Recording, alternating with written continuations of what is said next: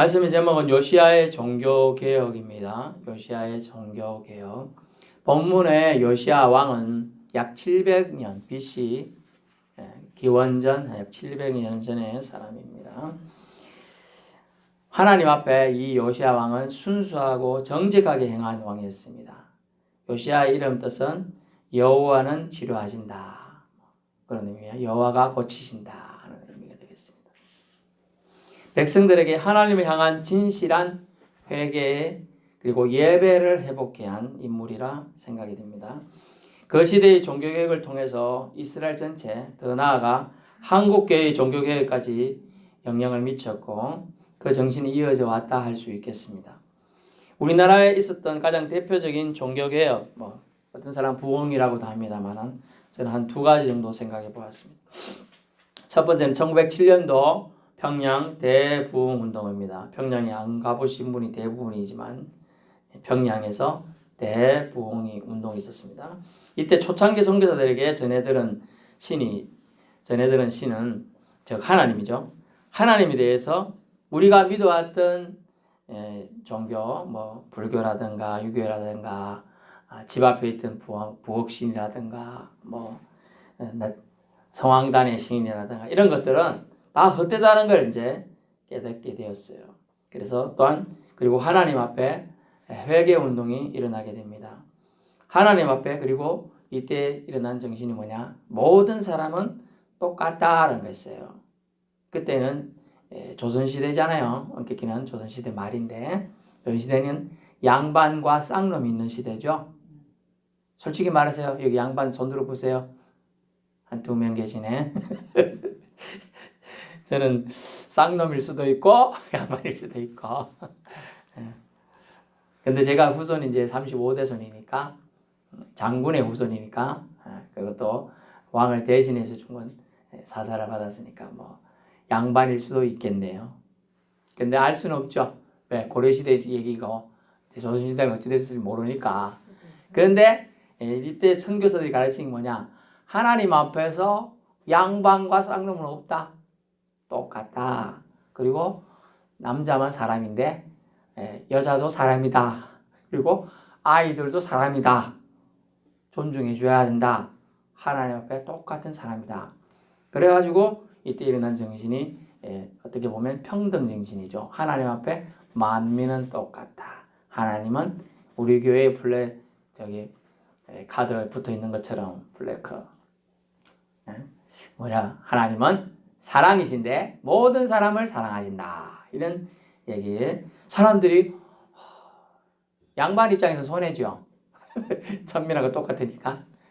자기 집 종하고 교회 갔더니 같이 교회를 가긴 갔는데 종이 장로고 자기는 집사도 못된 거죠.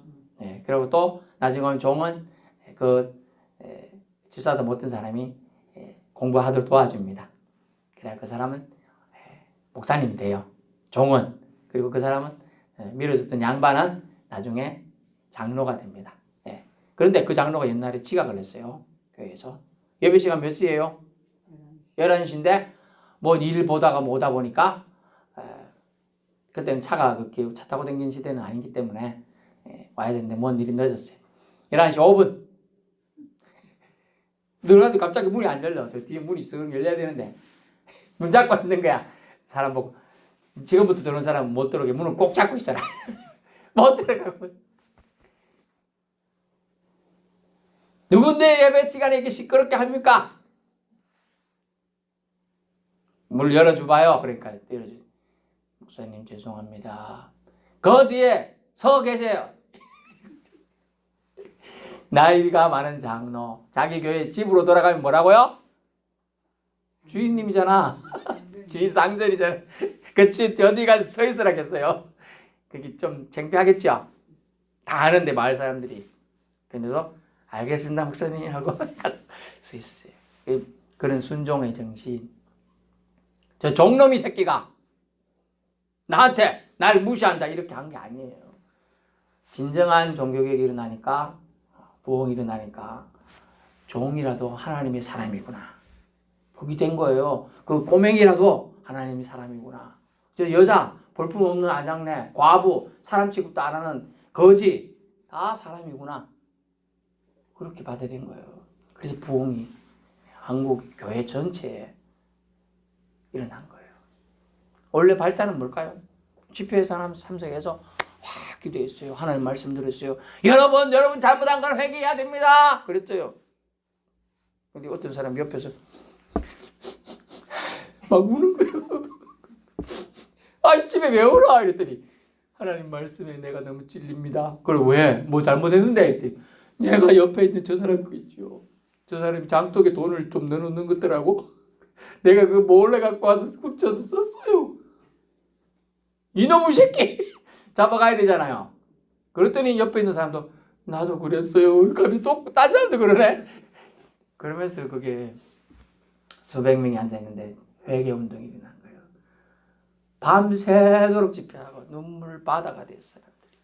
심령이 사람들이 울면 나쁜 효과도 있지만 마음이 정화가 됩니다. 그걸 카타르시스라고 해요. 그러면서 믿음 생활 새로 하게 되었어요. 그게 전국으로 확산된 거예요. 이 정신에 의해서 기독교인들이 나라를 위해서 희생하는 그것까지 다 나가고 3.1절 모든 운동 그리고 애국운동 다 하게 된 겁니다. 아주 중요한 사건이 되겠습니다. 그 다음에 사건은 뭘까요? 여러분은 기억하실지 모르지만 1980년에 있었던 세계복음화 대성회예요. 우리나라에서. 여의도에서 있었습니다. 한국 익소플로러 복음화 대성회라는 겁니다. 이때 조영기 목사님을 중심으로 200만 명이 모였어요. 여의도에. 이 따많은 밥솥이 수시대 걸려가지고 밥을 나르고 어떤 사람 집회하는데 끝나고 여기서 밥을 막 수백만 명이 먹어야 되니까 200만 명이 또 심지어 비가 억수같이 오는데도 7천 명이나 집에 안 가고 예배를 드린 거예요. 여러분 한두 방을 맞아주겠지만 억수같이 오면 예배 드리고 앉아있을 사람이 몇 명 있어요. 여기 예배 드리는데 만약에 물 좀 샌다.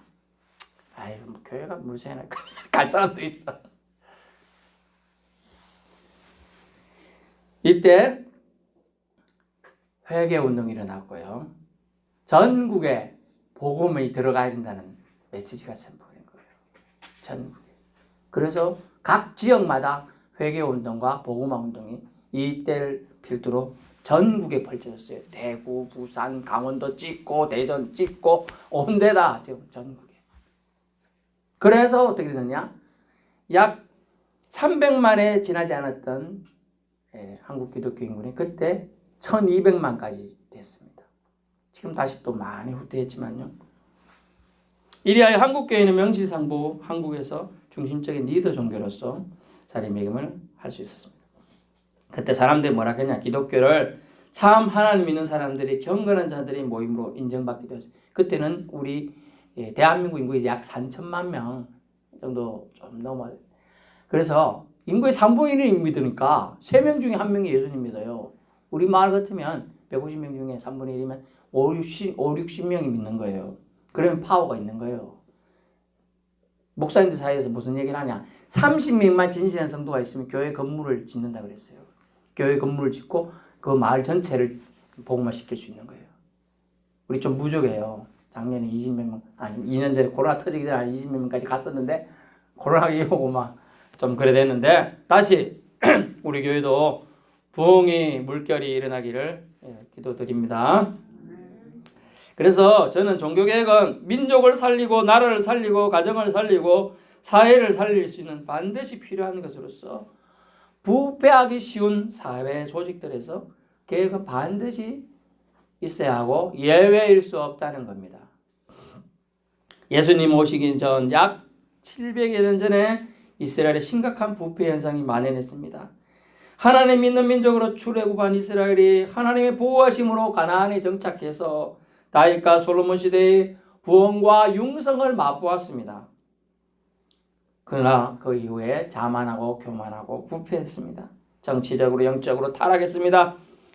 그래가지고 요시아의 전 왕들, 전에 있던 왕들, 머나세와 아몬 시대에는 각종 우상을 만들어 설치해 두었어요. 심지어 성전 제단에까지 우상들을 만들어 두었어요.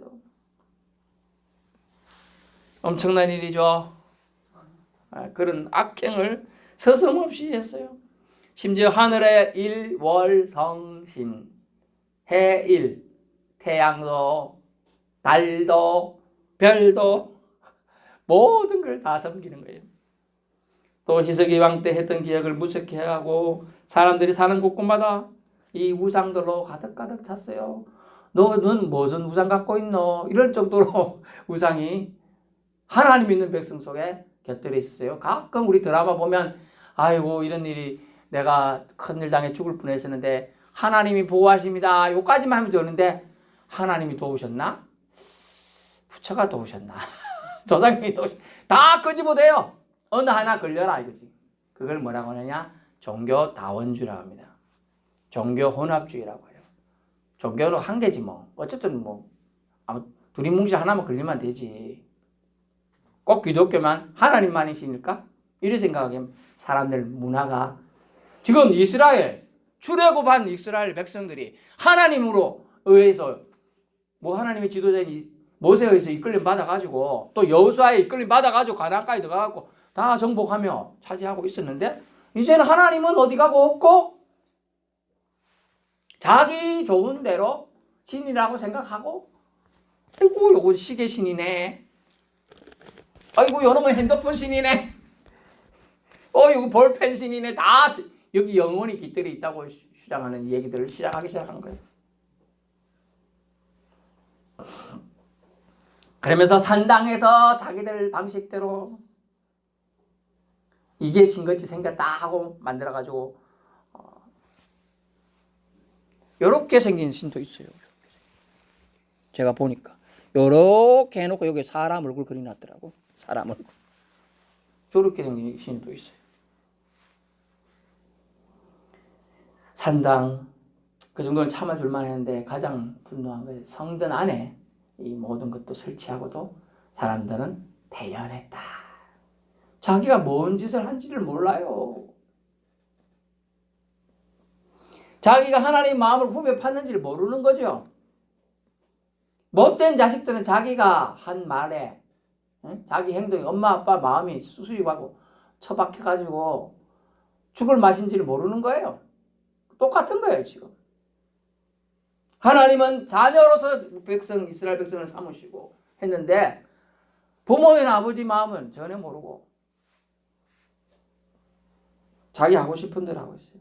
성전 아니든 바뀌든 이방 신당도 만들고 이방 신상도 만들고 심지어 성전 가운데 남창의 집도 세웠다는 거예요. 남자 창기의 집도 만들었다는 거예요. 왜? 엄란한 짓을 하기 위해서. 그것은 다 이방 방식이거든. 한마디로 엄나루로 가장 거룩한 성전이 피폐해졌습니다. 비참해졌어요. 마치 하나님이 안 계신 것처럼 인간들이 이스라엘 땅 가장 거룩해 해야 될 성전에서 자행되고 있었습니다. 심지어 또 자기 자녀를 몰록에게 바쳤어요. 이 불로도 지나가게 합니다. 불에 태워 주겠어요. 자기 자녀를. 이런 악한 종교 행위까지 했어요. 그 신을 섬긴다는 미명하에 그러면 신이 나한테 복을 주긴다는 미명하에 자기 자녀를 불태워 죽이는 짓을 하고 있는 거예요. 그런데 사람들은 양심이 하인마다 갖고 그런갑다. 그런갑다요. 이에 요시야 왕은 율법책이 발견된 기점으로 이스라엘 백성과 장로들을 모으고 종교개혁의 기치를 오늘 이 본문에 들고 있는 겁니다. 요시야 왕이 펼친 종교개혁을 이제 살펴보겠습니다. 첫 번째는 오직 말씀이었습니다. hilki야를 통하여 또 발견된 책을 통하여 율법책이 발견되는데 아마 신명기서가 아닐까 추측이 되는데 이스라엘아들아 신명기 6장 4, 5절이죠. 쉐마 이스라엘 하면서 말합니다. 너는 마음을 다하고 뜻을 다하고 힘을 다하고 주 너의 하나님을 사랑하라 라고 말씀하죠. 이 계명대로 하면 너는 만대까지 이르는 복을 주리라. 이런 말씀을 주셨는데, 그런데 그렇지 너희가 말씀대로 계명대로 살지 않으면 저주를 받으리라, 종이 되리라, 노예가 되리라, 팔려가리라, 이런 얘기를 다 해놨는데, 그걸 요시야 왕이 앞에 서기관이 와서 읽으니까 그걸 듣고 마음이 녹았어요. 내가 왕으로서 참 잘못했구나 하고 옷을 찢었습니다. 이건 울분을 표현하는 거예요. 슬픔을 표현하는 거예요. 그리고 회개합니다. 내가 왕으로서 잘못했구나. 하지만 요시야가 사실 뭘 잘못했어요? 8살에 겨우 왕 됐는데 초등학교 1학년 뭘 합니까? 그리고 말씀을 들어서 이제 말씀을 깨우칠 나이는 겨우 16살 때 이제 이걸 확실히 알게 된 거예요. 그리고 오늘 펼치는 이 나이 20살입니다. 앳된 20살이 이 종교개혁을 펼치고 있는 거예요. 오직 말씀으로 돌아가야 한다라고 설포하고 있는 겁니다. 그래서 여호와 앞에 언약을 세웁니다. 3절. 언약이 뭘까요? 맹세라고 합니다. 옛날에는 약속을 어기면 어찌 된다고요? 아브라함의 약속, 아브라함 언약을 얘기했죠. 아브라함이 하나님과 언약을 세울 때 짐승, 뭐 예를 드는 겁니다. 소 한 마리, 양 한 마리, 새 한 마리 있다 그러죠. 반을 딱 짜겠다 그랬잖아요. 만약 약속 어기면 내가 이 짐승 제물처럼 너도 이렇게 된다. 그죠? 그 약속, 그게 언약이에요. 언약. 약속을 지키는 거예요. 결혼도 그래요. 결혼도. 약속해요. 나 너랑 결혼했다. 너랑만 잠 자겠다. 한마디로 너랑만 같이 살겠다. 그 약속이에요. 마음을 딴 데 주지 않겠다. 그 약속이에요. 언약이라는 게 그런 의미라는 거야. 손가락 끌고 맹세한다. 이 손가락 걸린 거야. 이게 반지인 거예요. 반지 없네. 근데 이거 어기면 손가락 부러진다. 언약을 세웁니다. 마음을 다해 뜻을 다해 여호와께 순종하고 계명과 율례와 법도를 지켜라라고 언약을 세웁니다. 그러자 그들이 하나님에 대한 약속을 백성과 더불어 맹약할 때 백성들이 오케이 합니다. 오케이. 백성이 다 그 언약을 따르기로 하리라. 아멘. 예, 백성의 마음이 부드러워졌어요. 보통 말씀을 선포할 때 꼬맹이 20살짜리가 말한다고 뭐 신경 써 이렇게. 근데 순종의 영이 들어간 겁니다. 진실된 한 왕이 회개하니까 여호와는 치료자다. 여호와가 보호하신다. 여호와가 고치신다는 이름을 가진 요시야라는 왕이 회개를 진실을 하니까 한 명의 왕의 회개로 나아가니까 사람들 그 완악하고 고집불통이고 우상 섬기던 사람들이 마음에 변화가 일어나게 되는 것입니다. 결국 사람의 마음을 변화시키는 것은 말씀의 힘이에요. 말씀을 선포하는 거죠. 그래서 오직 성경으로 하나님에 대한 약속을 다시 확인하게 해줍니다. 백성의 심령에 약속 말씀을 넣어주고 일깨워주고 다시 말씀 앞에 서야 함을 요시야 왕이 지금 선언하고 있습니다. 아주 어린 왕이지만. 그래서 이 왕의 지도자 위치는 아주 중요한 겁니다. 한 나라의 정신을 왔다 갔다 할 수 있는 거예요. 어제 안타깝게 많은 청년들이 죽었습니다. 더 희생자 나온다고 하는데 왜 그랬을까요? 할로윈데이 그런 건데요. 그게 우리나라하고 뭔 상관이 있어요? 아무 상관없어요. 그러자마자 미국 대통령 바로 애도의 뜻을 보내왔어요. 그게 미국 풍습이거든. 풍습도 사실 아니야. 사실은 애들이 장난으로 애들이 하던 게 이제 어른들이 하던 게 이상하게 된 거예요. 거기 날짜가 공교롭게 잘 보세요. 그 할로윈데이가 켈트족의 풍습인데 켈트는 저기 서유럽 저 북구 쪽에 있는 족속입니다. 아주 사악한 족이라고 칭해져요. 사람을 악랄하게 죽이는 족. 켈트족이 그건데 뭐냐 하면 죽음의 신을 애도하는 축제라는 거예요. 근데 날짜가 언제일까요? 10월 31일이에요. 10월 31일이 뭐죠? 종교개혁일이잖아요. 1517년 10월 31일 날 종교개혁이 있었는데 종교개혁이랑 똑같은 날을 그들 정해갖고 아주 기신도 똑똑합니다. 사람들은 경건하게 믿음 생활하는 사람들은 이 종교개혁을 되게 중요하시게 하고 이렇게 하는데 얘들은 더 앞서.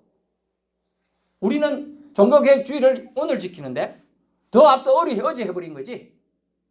아주 똑똑해요, 귀신들이. 술 문화하고 연결됐어요. 술도 마약이거든요. 그런 거 연결시켜 놓고 10만 명이 몰려왔어. 그 좁은 골목에 5m 폭밖에 안 되는데 방법이 없어요.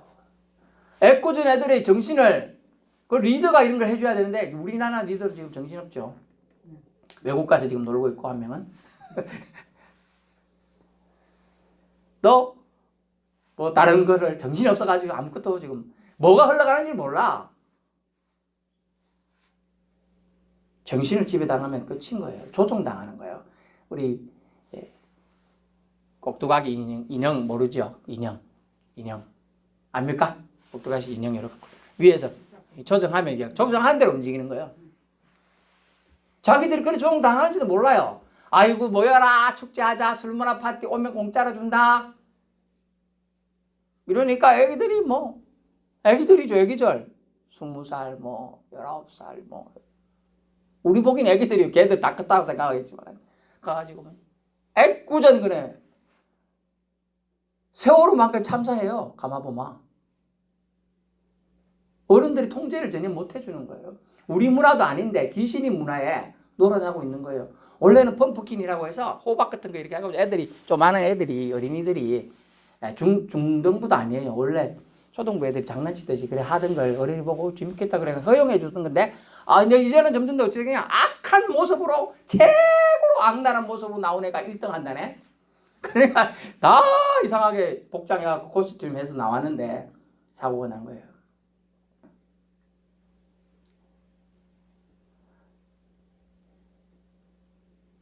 예배가 있다 이 생각했으면 그렇게 난 예배 드릴 사람이다 하면 그 밤 10시에 모이고 갔겠어요. 그게 밤 10시에 사고가 밤 10시 17분부터 났습니다. 우리는 다 잤잖아요. 대부분 안 주무셨어요? 저는 안 자고 있어도 10시 11시 반쯤 잤는데 아니 다 주무실 시간인데 그 애들은 그거 가서 사고 치고 있는 거야. 밤의 영 귀신의 영이에요. 밤에 돌아다니는 거 정상은 아니에요. 외로워서 돌아다니는 게 1번. 그 외로움이 근원이 어딜까요? 가정에서 회복이 못 되기 때문이에요. 가정이 좋으면요, 애들이 집에 들어가요. 집에서 안 나와요. 근데 가정이 없고 외로우니까 밖으로 나가요. 다른 사람과 공감대로 형성하려고. 근데 그것은 잘못된 문화, 우리나라 문화도 아니야. 근데 근거도 안 좋아. 귀신을 애도하는, 죽음의 신을 애도하는 그 자리에 애들이 몰려가서 죽음의 시대면 그건 애들 지켜줬어야지. 그죠? 자기를 좋아한다고 왔으니까 지켜줘야지. 왜 다 죽게 만들었어?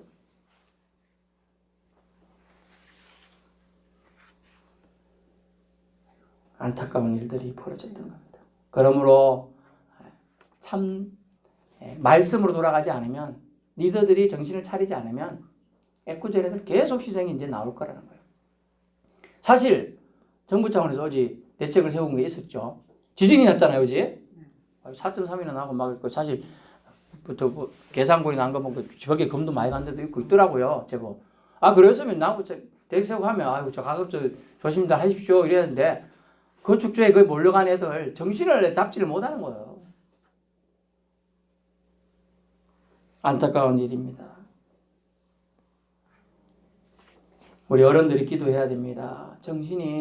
사탄이 더 교활하게 신약에는 뭐라고 합니까? 사탄이 울부짖는 사자처럼 굶주려가지고 믿는 자들을 잡아먹으려고 또 믿지 않지만 선하게 살려고 하는 자를 잡아먹으려고 돌아다닌다 그랬어요. 울부짖는 사자처럼 돌아다닌다. 사냥을 당한 거죠. 둘째, 요시야를 통해 오직 하나님께만 영광을 돌려야 된다는 걸 나옵니다. 둘째, 4절 바알과 아세라와 하늘의 일월 성신을 위하여 만든 모든 그릇들을 여호와의 성전에서 말이 됩니까? 여호와의 성전에 이런 그릇들이 있다는 게 바알신, 아세라신, 하늘의 일월 성전. 내다버리고 불사르고 죄로 만듭니다. 그 다음에 5절 우상을 섬긴 제사장을 배워. 아니 제사장이 하나님을 섬기라고 만들었잖아요. 근데 아니 우상을 섬기는 제사장들이 버젓이 판을 치고 있어요.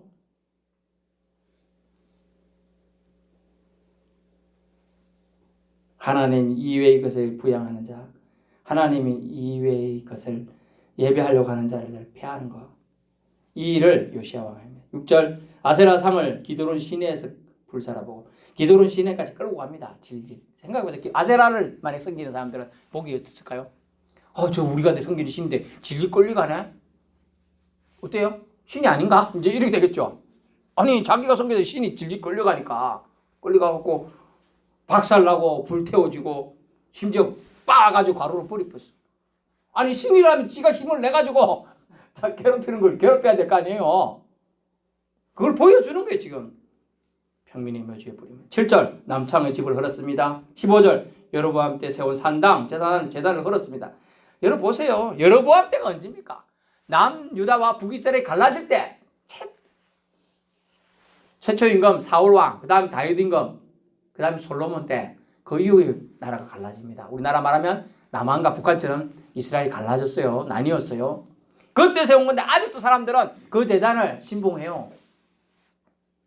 그 제단을 신봉하는 거야. 제단에서 섬기는 하나님을 섬기는 게 아니고 제단 자체를 섬기는 거예요. 그래서 이 제단도 헐어버리고 불사릅니다. 빻고 가루를 만듭니다. 아세라 목상을 불태웁니다. 이런 일을 통하여 오직 하나님께만 예배하고 제사 드려야 된다는 걸 이 요시야 왕은 보여주게 됩니다. 하나님 이외의 것을 숭배하거나 숭배하는 자들은 폐해버렸습니다. 물건도 모조리 청소합니다. 신약이 뭐라고 사도행전 나오지요? 하나님 보고 말씀이 딱 들어지니까 하나님 이외의 것은 다 헛것이다. 아이들 가짜라는 걸 알게 됩니다. 그리고 어쨌어요?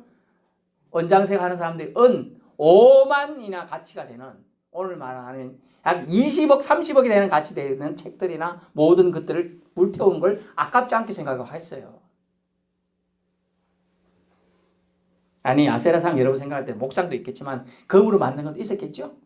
발도 있었 그랬다고요. 그거 보면 아깝다고 생각하는 사람이 있잖아요. 그때 이걸 종교개혁이 오고 하나님의 영이 바로 세워지면 하나님의 영이 바로 여러분 안에서 움직이면 이게 아깝지가 않은 거예요.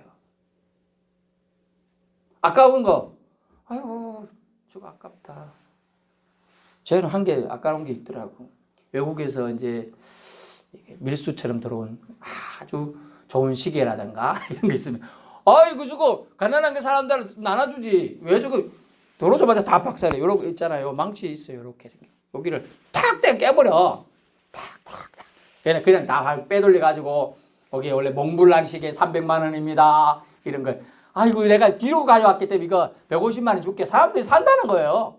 가짜인데 진짜는 300만 원 하는데 150만 원 해도 산다는 거예요. 가짜인데도.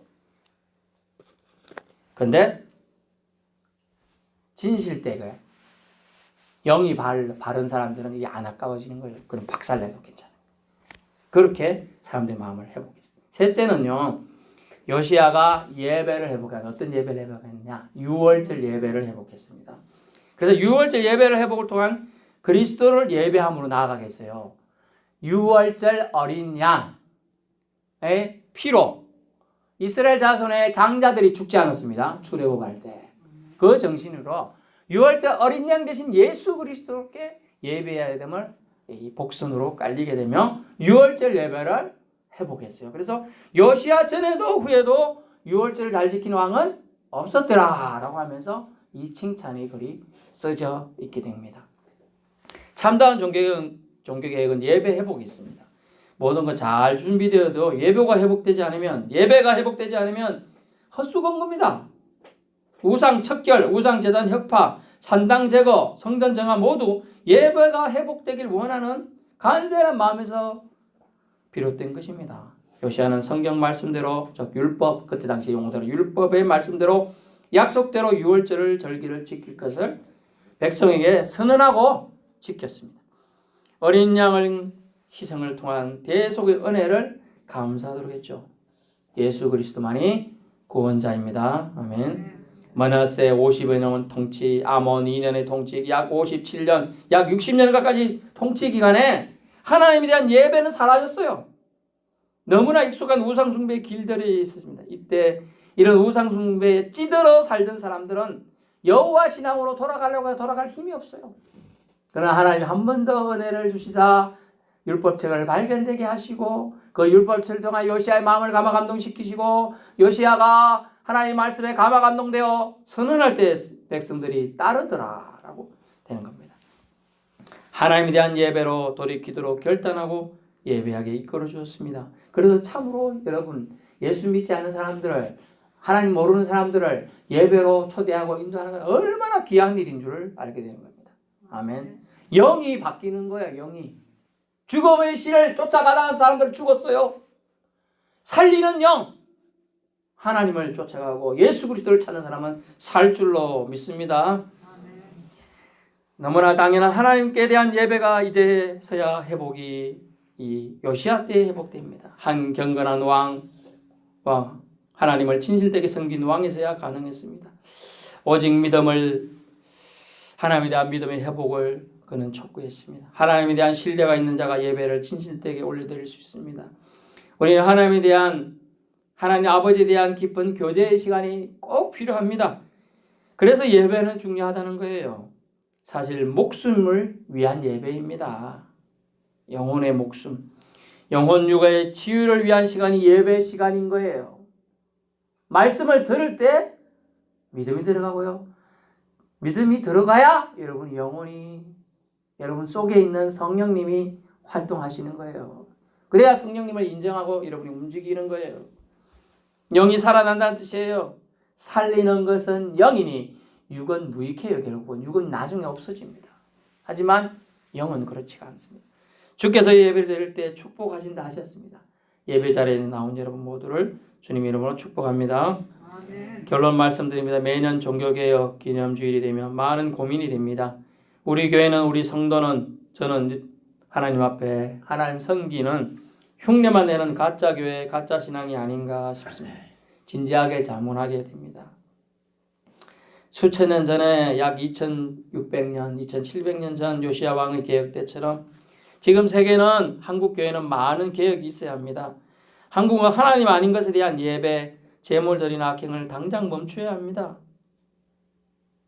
그런데도 교회는 지금 아무 소리를 안 내요. 복지부동하고 있는 거지. 내야 될 소리 때 내 소리를 내지 못했어요. 그만큼 세상과 타협했습니다. 그래야 결국 한국교회는 자멸의 길로 사실 가고 있는 거예요. 개혁을 지금 시작해야 됩니다. 우리 교회부터 시작해야 됩니다. 또 우리 성도들이 마음으로부터 시작해야 됩니다. 회개의 자리에 나아가 진실로 하나님을 경배해야 하는 것이죠. 우리의 주는 여호와 하나님이십니다. 아멘. 오직 여호와 하나님에 대한 믿음만이 우리를 의인되게 할 수 있습니다. 오직 의인만이 하나님 앞에 설 수 있고 살 수 있는 것이니까요. 모든 기준은 성경 말씀이 되어야 합니다. 삶의 척도를 성경 말씀이 되도록 삶의 자세를 다시금 바로잡아 나아가야 할 것입니다. 이것이 향박 없는 다름질 사망으로 달려가는 잘못된 걸음을 멈추고 돌이키게 할 원동력이 될 것이라는 것이죠. 오직 성경 말씀으로 오직 주님 향한 믿음만이 우리를 살게 할 것입니다. 옳지 않은 잘못된 관념, 믿음에 안주하지 마십시오. 우리가 예배할 대상은 여호와 하나님뿐이십니다. 오직 그분께서 영광 돌려야 되는 것을 우리는 알고 또 실천할 수 있길 바랍니다. 종교개혁주일에 우리는 오직 그분께, 즉 오직 하나님께, 오직 그리스도께, 오직 믿음으로, 오직 성경 말씀으로 우리는 나아가 오직 하나님께 영광 돌리는 믿음의 주여 온전케 하신 이만 바라보는 성도들 될 수 있기를 축원합니다.